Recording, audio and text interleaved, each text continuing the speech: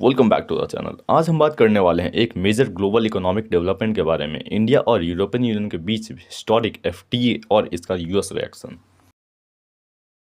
2026 में इंडिया ने ईयू के साथ मेगा ट्रेड डील साइन कर दिया है, जिसे लोग मदर ऑफ ऑल डील्स भी बोल रहे हैं। लेकिन इसके बाद यूनाइटेड स्टेट्स ने क्या रिएक्शन दिया, क्यों यूएस को डील पसंद नहीं आई, आज की वीडियो में यही सब हम डिटेल में जानेंगे।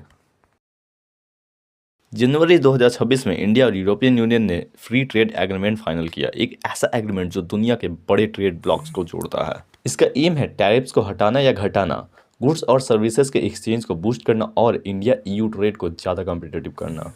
ये डील 2 बिलियन कंज्यूमर्स और 25% ग्लोबल जीडीपी को कवर करती है, मतलब एक बड़ी मार्केट। यूएस का इनिशियल रिएक्शन स्ट्रांग था। US treasury secretary Scott Bessent ने इस डील को वेरी डिसअपॉइंटिंग बताया। उनका कहना है कि ईयू ने ट्रेड को जियोपॉलिटिकल प्रायोरिटीज से ऊपर रखा, स्पेशली रशिया यूक्रेन कॉन्फ्लिक्ट के सैंक्शंस को उन्होंने क्रिटिसाइज किया कि ईयू इंडिया से रिफाइंड फ्यूल इंपोर्ट कर रहा है जो रशियन क्रूड ऑयल से बनता है और फिर यूरोप में जा रहा है।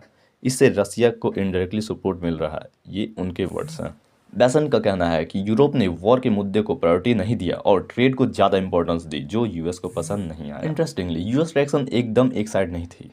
एक तरफ कुछ सीनियर यूएस ऑफिसर्स ने ट्रेड डील को डिसअपॉइंटिंग बताया, लेकिन दूसरी तरफ यूएस रिप्रेजेंटेटिव जेमिसन ग्रीड ने इस डील को पॉजिटिवली देखा और कहा कि इंडिया को इस डील से ज़्यादा फायदा मिलने वाला है और India EU trade opportunities India के लिए हेडे जैसा हो सकता है। इससे ये सिग्नल भी मिलती है कि यूएस में भी व्यू पॉइंट्स स्प्लिट हैं।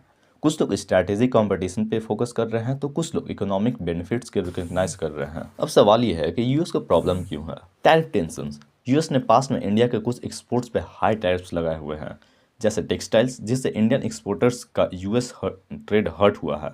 नाउ इंडिया ईयू डील के बाद यूरोप एक ऑल्टरनेटिव एक्सपोर्ट डेस्टिनेशन बन रहा है, जो यूएस को एक स्ट्रैटेजिक लॉस हो सकता है। Strategic signalling.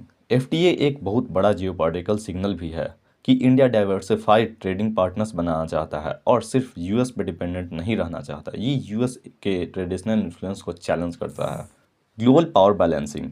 EU India deal से वर्ल्ड ट्रेड आर्किटेक्चर शिफ्ट हो सकता है, specially in context of US China competition, Russian war, energy trade etcetera. Economists कहते हैं कि ट्रेड डाइवर्सिफिकेशन जरूरी है और ईयू डील से इंडिया को न्यू मार्केट और जॉब्स अपॉर्चुनिटीज मिल सकती हैं, लेकिन यूएस को लगता है कि यूरोपियन ने सिक्योरिटी इंटरेस्ट को ट्रेड से ऊपर रखा है, जो अलायंस डायनामिक्स पर इम्पैक्ट डाल सकता है। कुछ यूएस ट्रेड ऑफिसर्स का व्यू। यूएस इंडिया के पास यूएस से ट्रेड डील के लिए ऑप्शंस है, लेकिन वो ईयू डील पे ज़्यादा फास्ट फोकस्ड हो रहा है। What this means for India US relations. Short term tensions में increase, US might push India for bilateral trade negotiations. Long term, India is showing signs of being strategically autonomous. Trade diversification का मतलब economic और diplomatic independence है। ये भी message send करता है कि इंडिया सिर्फ एक ग्लोबल इकोनॉमी नहीं बल्कि ग्लोबल स्ट्रैटेजिक एक्टर भी है। Conclusion, India EU FTA is a huge economic milestone. US reaction has been mixed with criticism and some positive signals too.